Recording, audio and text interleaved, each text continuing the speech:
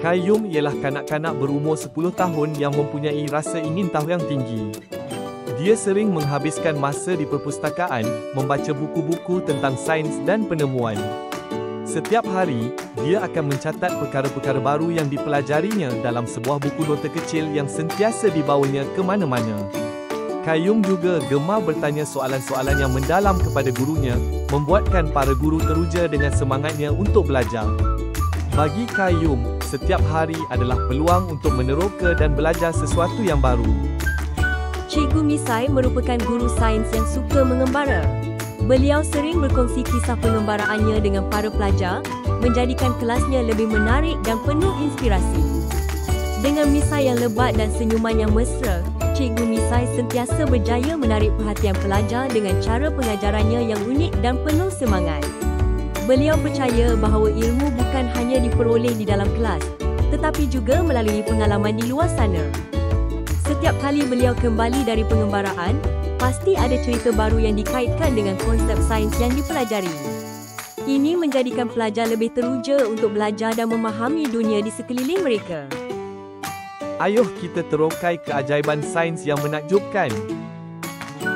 Eksplorasi ke alam fantasi bersama saya dan Qayyum. Nak tahu keajaiban sains? Jom bersama saya dan Cikgu Misai. Jom kawan-kawan.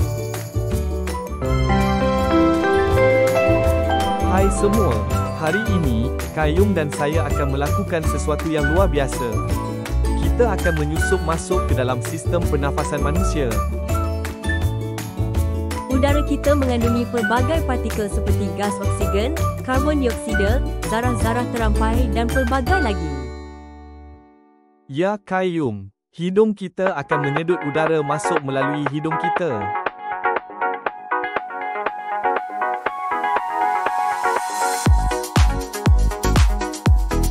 Wah, hidung siapa ni cikgu? Besarnya. Udara akan memasuki hidung dan terus ke trakea. Masuk ke mana murid-murid? Ya, trakea. Mari kita ikut perjalanan udara dan sekarang kita memasuki trakea. Ia seperti jalan raya utama bagi udara yang menuju ke peparu. Kawan-kawan semua, cuba tarik nafas dalam-dalam dan hembuskan. Kamu rasa udara masuk melalui hidung kan? Wah, kita bercabang dua. Udara yang kita sedut akan dibahagikan ke paru-paru kanan dan kiri. Ini peparu kita. Peparu akan mengembang dan menguncup sewaktu kita menarik dan menghembus nafas.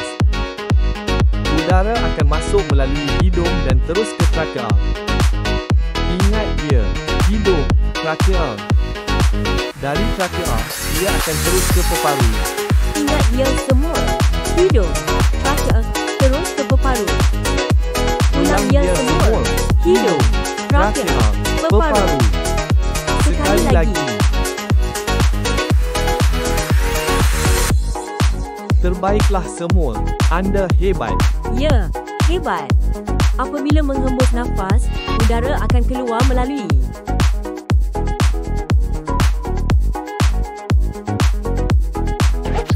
tepat sekali, peparu, trakea dan hidung. Ulang sama-sama, peparu, trakea dan hidung. Demikianlah organ-organ yang terlibat dalam sistem pernafasan manusia. Menarik tak? Apa kata kita menyanyi beramai-ramai? Nak tak? Jom kita nyanyi sama-sama.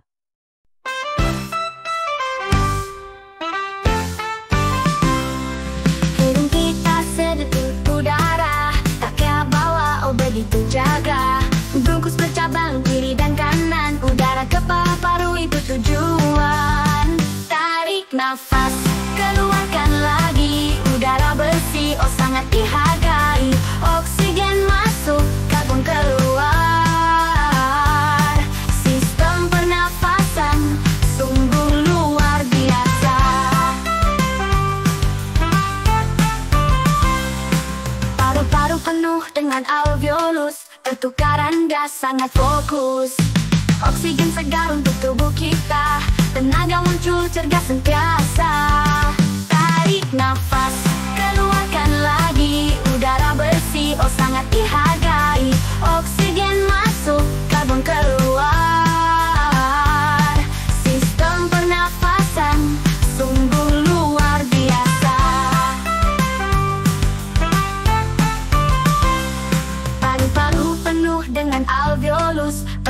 pengeluaran gas sangat fokus. Oksigen segar untuk tubuh kita, tenaga muncul cergas sentiasa. Tarik nafas, keluarkan lagi, udara bersih, oh sangat dihargai. Oksigen masuk, karbon keluar. Sistem pernafasan sungguh luar biasa. Terima kasih paru-paru, setiap saat jaga tubuhku. Udara bersih, dunia ceria, nafas kita anugerah bahagia.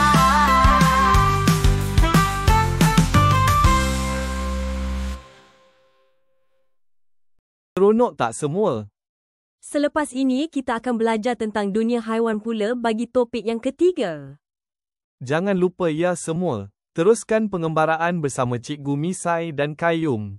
Jumpa lagi.